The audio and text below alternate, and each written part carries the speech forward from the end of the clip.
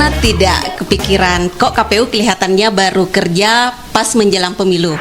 Kegiatan ini salah satu bagian dari non tahapan tentunya ya. Aturan sebenarnya itu jelas secara normatif. Cuman penafsiran kita masing-masing mungkin yang berbeda. Divisi hukum ini bukan kerja kalau ada masalah, tapi supaya masalah tidak terjadi. Makanya KPU jangan egois ya. Tidak boleh, KPU Kabupaten, KPU Provinsi tidak boleh egois.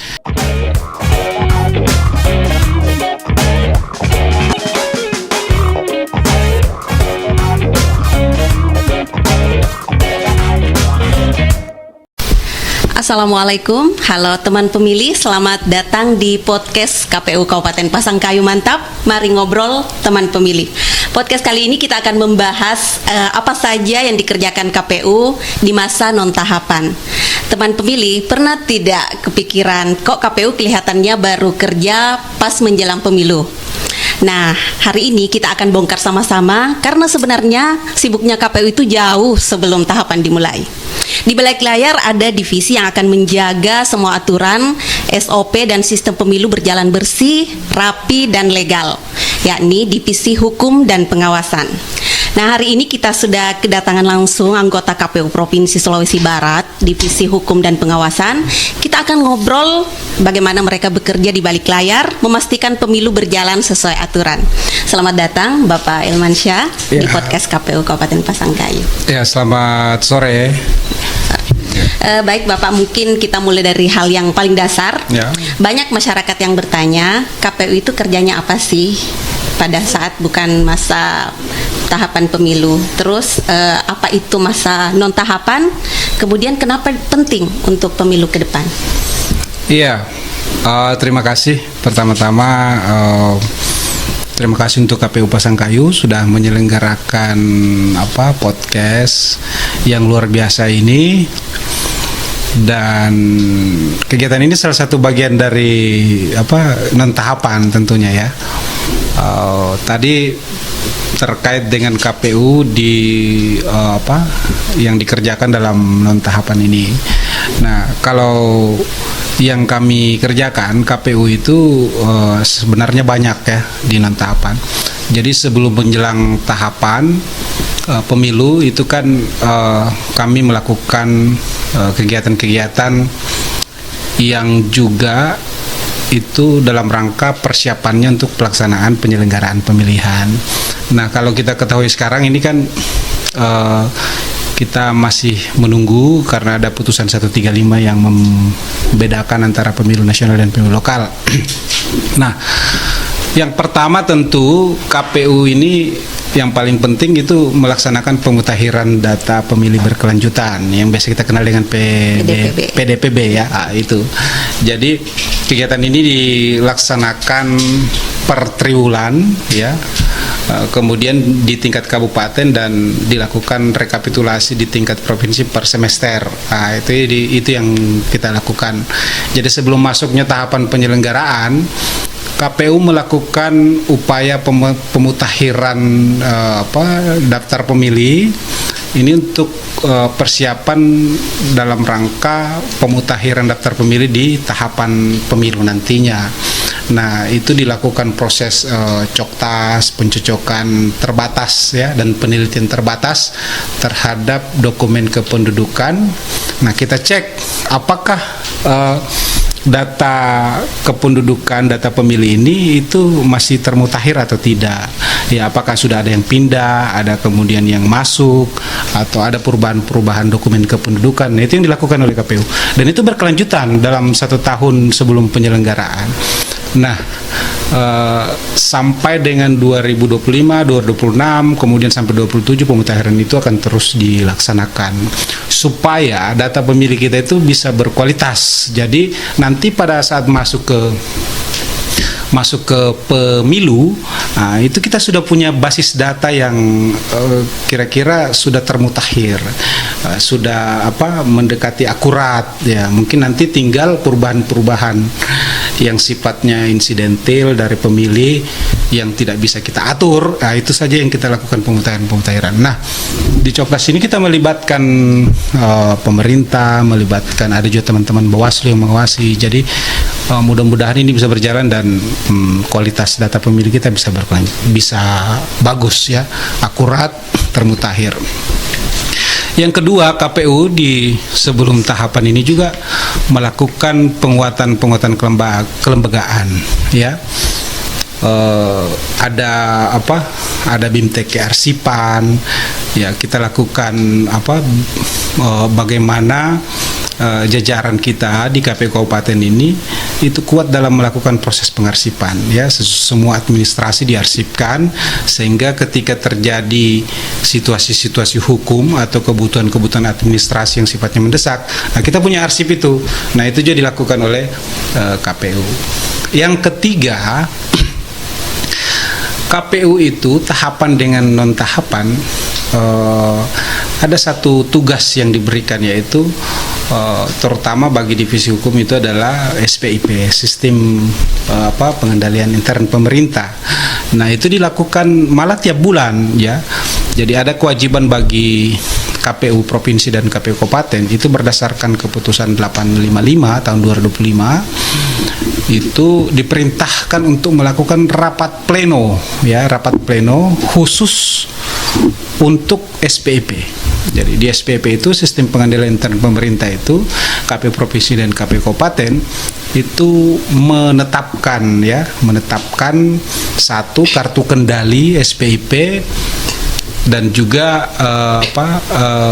laporan SPIP. Nah, di SPP itu kita membahas seluruh hal yang berkaitan dengan pengendalian. Jadi termasuk misalnya SDM ya, sistem kehadiran jajaran, kemudian membahas tentang BMN, barang milik negara, kemudian pengelolaan anggaran tahunan setiap tahun itu kita bahas secara terbuka, transparan, kemudian di internal, dan kita upayakan melakukan langkah-langkah pengendalian. Itu yang ketiga. Yang keempat, JDIH ini adalah jaringan dokumentasi dan informasi hukum yang ada di Satker di KPU provinsi maupun di KPU kabupaten. Ini dilakukan juga secara terus-menerus di luar dari tahapan. Jadi kita melakukan pendokumentasian aktivitas, kemudian mengaktifkan. Nah ini juga dilakukan, jadi ada keempat. Kemudian aktivitas lain adalah tentu berkaitan dengan penguatan kelembagaan yang lain yang sifatnya kelembagaan, itu juga dilakukan oleh KPU. Jadi teman pemilih, KPU sebelum tahapan itu aktif melakukan aktivitas kelembagaan dan langkah-langkah persiapan menuju pemilu. Apalagi KPU ini kan dia berinteraksi dengan banyak orang ya tentu juga beberapa kebijakan dari luar itu juga mempengaruhi aktivitas KPU. Nah, jadi karena dia begitu dinamis sehingga aktivitas KPU juga secara otomatis bisa sangat dinamis ya, dan juga dituntut untuk bagaimana mempersiapkan pemilu nasional ini di wilayah masing-masing itu bisa berjalan dengan berintegritas, dengan baik, dengan bersih dan sebagainya. Kira-kira itu ya. Jadi bisa dikatakan bahwa non tahapan ini sebenarnya ibarat fondasi, Pak. Bagaimana kalau fondasinya kokoh, pemilu aman ke depan? Ya, betul sekali. Jadi kalau persiapan langkah-langkah intern kemudian ini bagus, fondasinya kuat, ya tentu pemilu nanti kita tidak kaget ya. Kita sudah melakukan hal-hal dasar sehingga nanti kita tinggal menyelenggarakan sesuai dengan ketentuan peraturan perundang-undangan yang berlaku atau yang baru itu. Ini juga Pak, masyarakat sering melihat masalah pemilu itu berasal dari hal-hal teknis. Padahal banyak persoalan yang muncul karena aturan tidak jelas. Nah, bagaimana menurut Bapak terkait hal ini? Begini ya, aturan sebenarnya itu jelas secara normatif. Cuman penafsiran kita masing-masing mungkin yang berbeda. Nah, di beberapa situasi ya mungkin ada beberapa yang ini, tapi kalau di internal kami itu aturannya jelas ya, karena undang-undang pemilu itu dijabarkan turunannya masuk ke PKPU ya, peraturan KPU yang lebih teknis. Nah, di teknis itu dibahas secara detail. Kenapa kemudian terjadi misalnya anggapan dari masyarakat, ya itu bisa juga karena memang berbeda penafsiran secara frasa ya, secara normatif atau pemahaman, atau pemahaman itu, peraturan itu belum sampai ke masyarakat ya. Makanya KPU dituntut untuk melakukan sosialisasi, dan itu kami lakukan ya, KPU provinsi, KPU kabupaten melakukan sosialisasi secara terus-menerus. Saya lupa di non tahapan ini KPU juga melakukan sosialisasi ya, ada sosialisasi ke SMA kan, untuk pendidikan untuk pemilih pemula ya, dan mungkin di tahun depan itu ada sosialisasi yang sifatnya segmentasi, mudah-mudahan ya, segmentasi ke komunitas khusus misalnya dan sebagainya. Jadi ya harus kita melaksanakan sosialisasi secara terus-menerus dan berkelanjutan. Apalagi kalau ada aturan baru muncul, ya kita harus sosialisasikan supaya masyarakat bisa paham dan tidak terjadi perbedaan pemahaman. Ya. Jadi bisa dikatakan bahwa divisi hukum ini bukan kerja kalau ada masalah, tapi supaya masalah tidak terjadi, seperti itu Pak? Ya betul, harus ada langkah preventif. Di divisi hukum itu kan tugas utamanya menurut PKPU dan undang-undang itu adalah satu, tentu melakukan pengendalian internal tadi yang saya maksud. Kemudian yang kedua, melakukan pengawasan ya, telaah, kemudian melakukan telaah terhadap produk hukum dan sebagainya. Nah, tugas yang lainnya itu terkait dengan penanganan sengketa dan penanganan pelanggaran yang berkaitan dengan kode etik penyelenggara ad hoc, itu nanti dilaksanakan pada saat pelaksanaan pemilu, penyelenggaraan pemilunya ya. Tidak dilaksanakan di non tahapan karena kita tidak punya ad hoc. Yang kedua, tidak ada pemilihan tentu. Nah, itu tugas utama. Tugas lain selain itu adalah melakukan langkah-langkah preventif, pencegahan internal, pengendalian dan pengawasan, kemudian membuat kajian-kajian hukum. Nah, itu kalau divisi hukum. Jadi divisi hukum ini bisa juga dikatakan JPS-nya KPU Pak ya, supaya jalannya ini tidak sesat begitu, tidak melenceng dari aturan. Ya, insya Allah mudah-mudahan ya, sesuai harapan ya, kita sementara berupaya terus untuk itu ya, berusaha untuk melakukan langkah-langkah pencegahan itu. Nah, contoh misalnya kalau di keuangan itu kan ada SPIP. Nah, di SPIP itu dibahas semua sebenarnya. Nah, teman-teman kalau melaksanakan mekanisme yang dilakukan dalam keputusan 855 itu, menurut saya itu sudah hampir melakukan langkah pencegahan atau bahkan menyelesaikan beberapa potensi masalah yang bisa muncul kalau dibahasnya sesuai dengan mekanisme di keputusan 855 itu. Karena tidak ada yang tidak dibahas di SPP itu kan ya, kartu kendali, BMN, keuangan, laporan keuangan, kemudian aktivitas internal yang lain semua dibahas.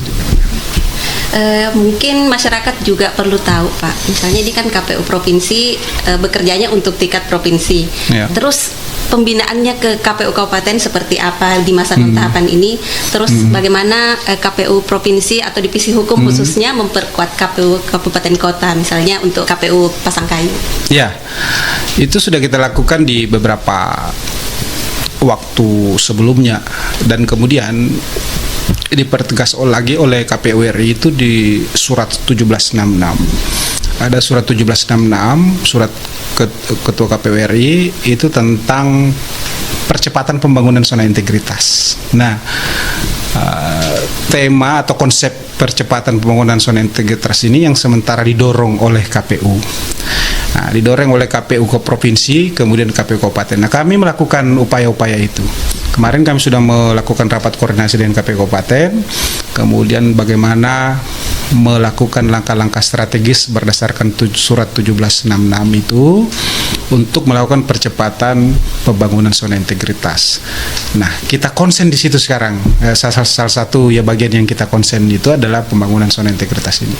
Nah, kita monitoring, kita cek teman-teman kabupaten apakah langkah-langkah dalam pembangunan zona integritas ini sudah dilaksanakan sehingga kemudian bisa menciptakan budaya kerja yang berintegritas. Ya kita pelan-pelan nanti ending dari pembangunan zona integritas ini akan masuk ke wilayah bebas korupsi dan wilayah bersih, birokrasi bersih dan melayani.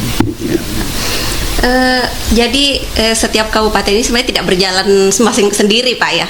Tetap dalam koordinir KPU provinsi. Ya, betul. Masih ada Pak pertanyaan? Ya.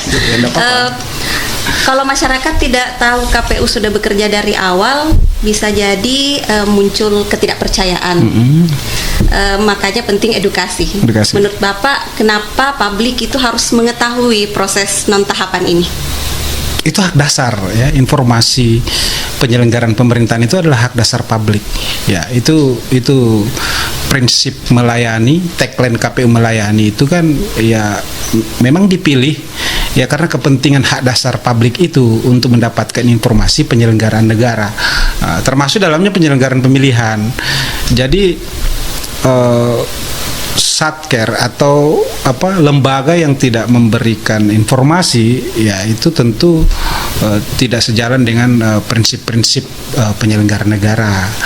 Nah sehingga ya kita cek, termasuk KPU Pasangkayu ini kan melakukan podcast bagian dari memberikan informasi, edukasi, ya salah satu segmen sosialisasi edukasi dan kita apresiasi untuk itu. Kemarin juga KPU Polman juga melakukan ini, KPU provinsi dan KPU kabupaten lain.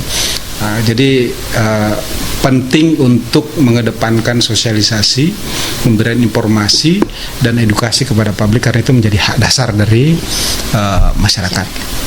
Artinya semakin masyarakat paham, semakin kuat dukungan untuk pemilu yang jujur dan adil, Pak. Ya betul, pemilu kan tidak bisa dilaksanakan secara sendiri-sendiri karena dalam konstruk peraturan kita ya penyelenggaraan pemilu ini melibatkan beberapa orang ya, makanya KPU jangan egois ya, tidak boleh KPU kabupaten, KPU provinsi tidak boleh egois. Kita harus mendengarkan teman-teman yang lain ya, komunitas-komunitas ya, walaupun kita tahu ya KPU provinsi dan KPU Sulbar ya alhamdulillah selalu berupaya untuk itu.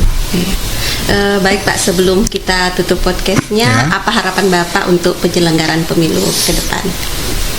Mudah-mudahan bisa berjalan dengan baik sesuai dengan ketentuan peraturan perundang-undangan, berintegritas, bermartabat dan melayani. Beberapa kejadian-kejadian pada pemilu atau pilkada sebelumnya itu bisa diupayakan supaya tidak terjadi lagi pada pemilihan selanjutnya ya.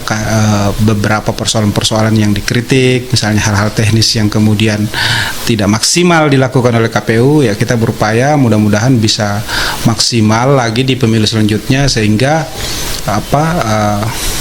konsep penyelenggaraan pemilu sesuai dengan cita-cita negara kita ini bisa kita implementasikan di Kabupaten Pasangkayu dan Provinsi Sulawesi Barat. Ya. Teman pemilih, hari ini kita belajar bahwa pemilu bukan hanya soal mencoblos di hari H. Ada pekerjaan panjang, rapi, dan penuh tanggung jawab yang dilakukan KPU sejak jauh sebelum tahapan dimulai, terutama divisi hukum dan pengawasan. Terima kasih untuk narasumber kita sudah berbagi di podcast KPU Kabupaten Pasangkayu Mantap. Mari ngobrol teman pemilih. Terima kasih KPU Pasangkayu.